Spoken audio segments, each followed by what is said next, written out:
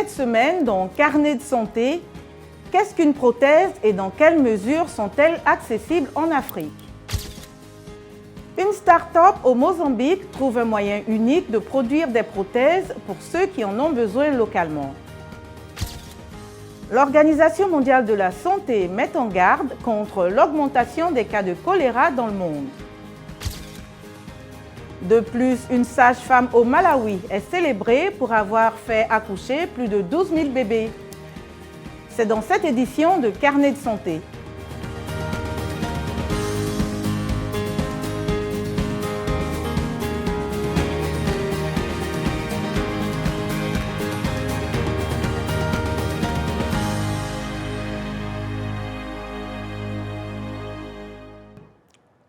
Bonjour à tous, ravi d'être avec vous pour une nouvelle édition de Carnet de santé. Il s'agit d'un dispositif médical qui aide à combler un manque ou un besoin sur le plan physique.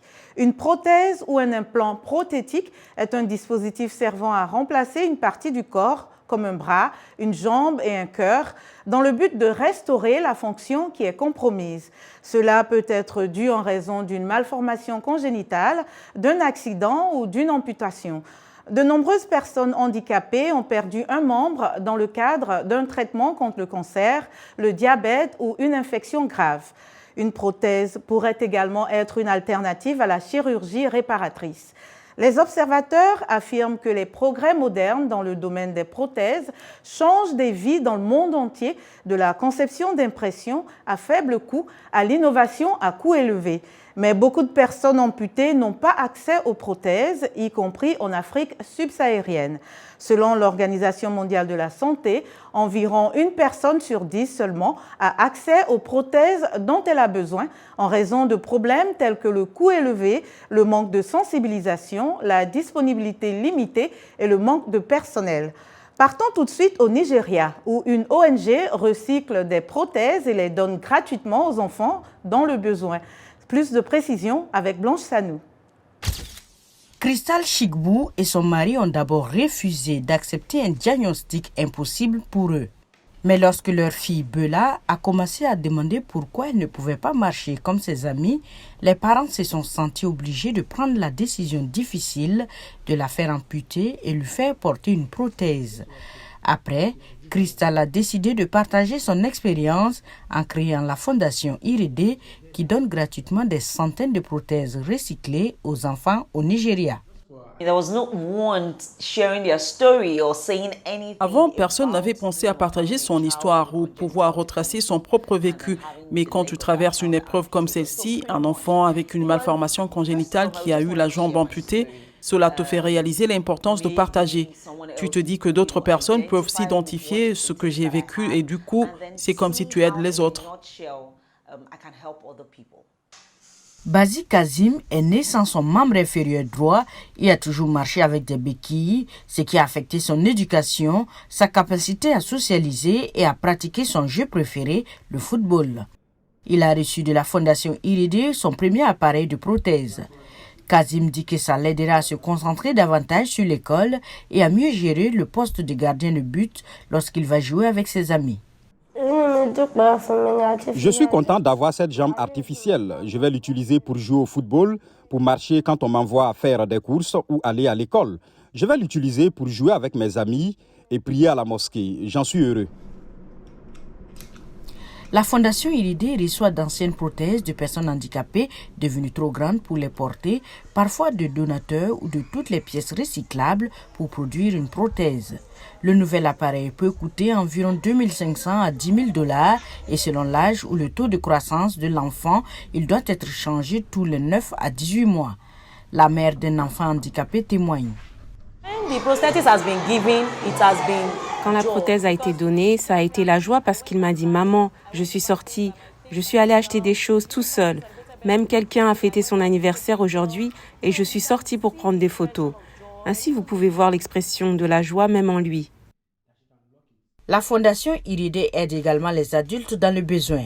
Elle offre un soutien psychologique et une formation aux jeunes handicapés pour les aider à trouver des stages. Irede espère avoir un espace plus grand pour accueillir un centre de formation pour des fabricants de prothèses et un centre de réadaptation pour les personnes à mobilité réduite. Quels sont les défis pour les patients et les médecins concernant l'accès et l'utilisation des prothèses en Afrique et que peut-on faire? Le docteur Victor Anukam, expert prothésiste et orthésiste à Abuja au Nigeria, partage quelques éléments de réponse. Si l'on considère le nombre d'accidents de la route que nous avons, le cancer, le diabète, les maladies vasculaires et les troubles, il y a beaucoup d'amputés au Nigeria. Il est donc courant que des amputations se produisent. Je pense que le plus grand défi en matière de prothèses est le financement. Si vous avez besoin d'une bonne prothèse, elle coûtera plus cher et tous ces amputés ne peuvent pas payer des prothèses de qualité. Je pense qu'il s'agit d'une avancée majeure dans l'industrie des prothèses et je suis vraiment impressionné par la bionique, l'intelligence artificielle et la robotique impliquées dans la conception de ces prothèses. Lorsque la bionique fait son apparition dans les prothèses, elle devient plus chère. Mais la qualité de vie des amputés s'améliore car, grâce à l'intelligence artificielle, votre prothèse sera capable de faire des choses que vous ne feriez normalement pas mécaniquement.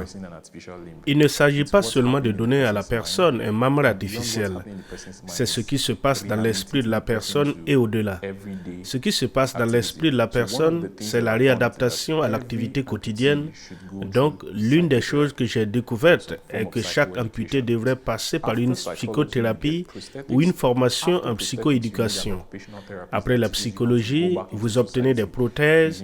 Après les prothèses, vous avez besoin d'un ergothérapeute qui vous apprend comment retourner dans la société en utilisant votre prothèse, comment conduire votre voiture, comment marcher sur un terrain accidenté, comment utiliser des toilettes avec votre prothèse.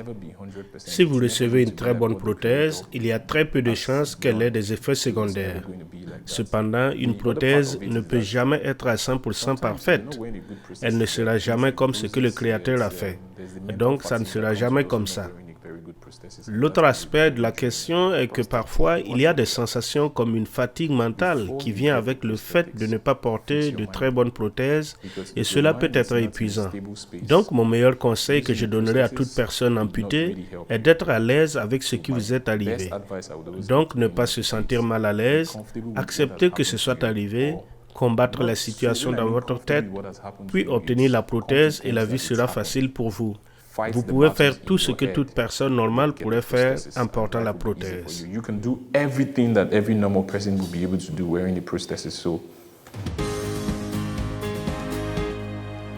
Au Mozambique, les filets de pêche et le plastique récupérés en mer prennent vie entre les mains de techniciens grâce à une start-up Biomec qui produit des prothèses à base de matériaux recyclés. Sergio Nambi a réalisé ce reportage que nous relate Abdourahmane Dia.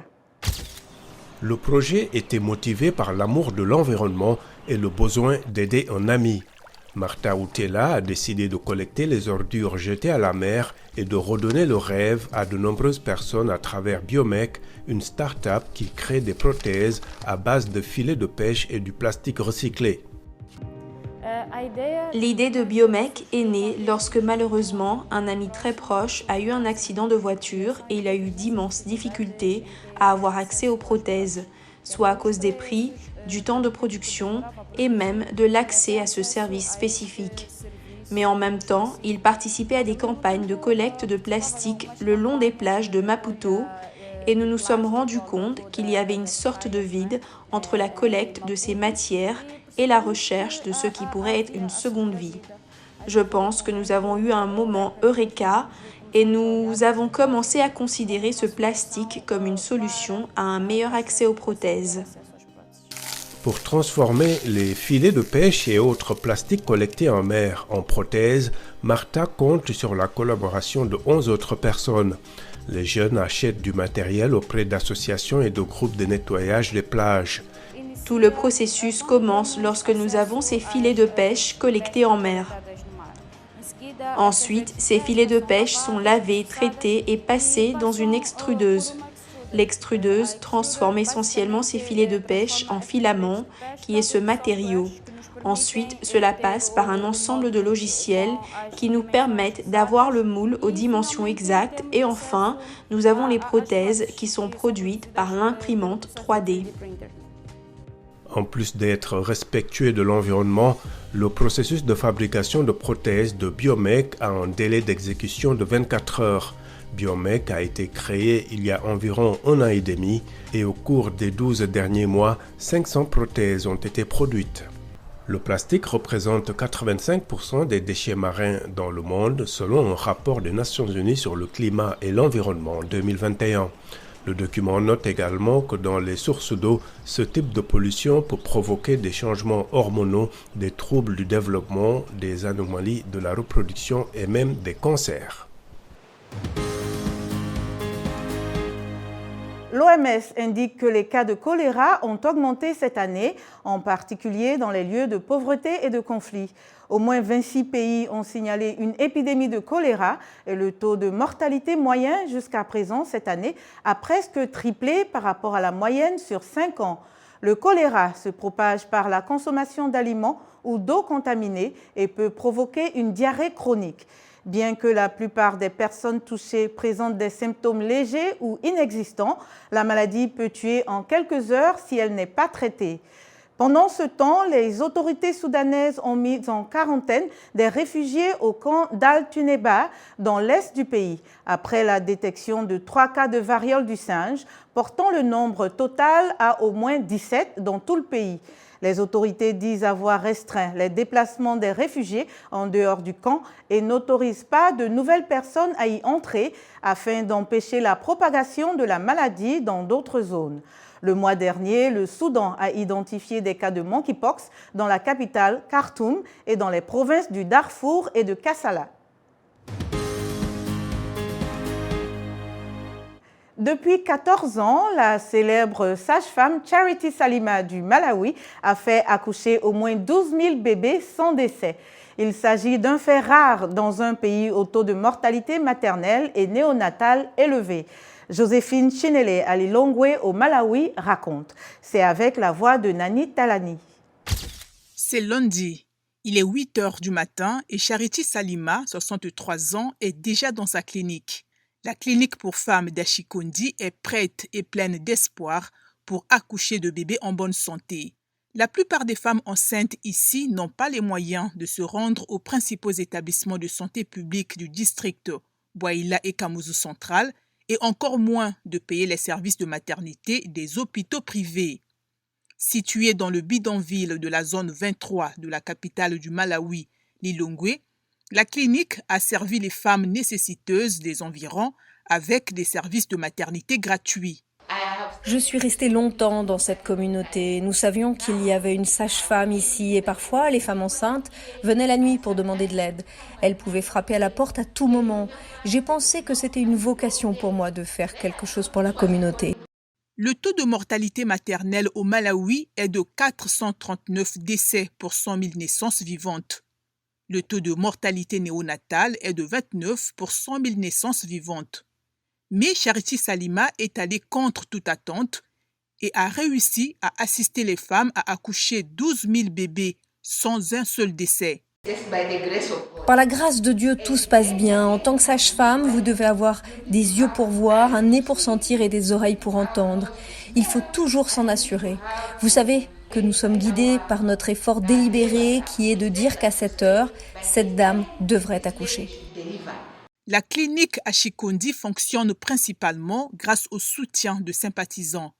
L'ancienne présidente du Malawi, Joyce Banda, est l'une des personnes qui l'ont soutenue. La fondation Freedom from Fistula et le George Watson College sont également parmi ceux qui ont soutenu la clinique. Notre émission tire à sa fin. Pour plus d'informations, rendez-vous sur notre site web voaafrique.com. Vos questions et réactions sont toujours les bienvenues sur la page Facebook de VOA Afrique. Vous pouvez aussi me suivre sur Twitter, @linormoudou. Merci de votre fidélité à Carnet de Santé. D'ici la semaine prochaine, portez-vous bien. À bientôt.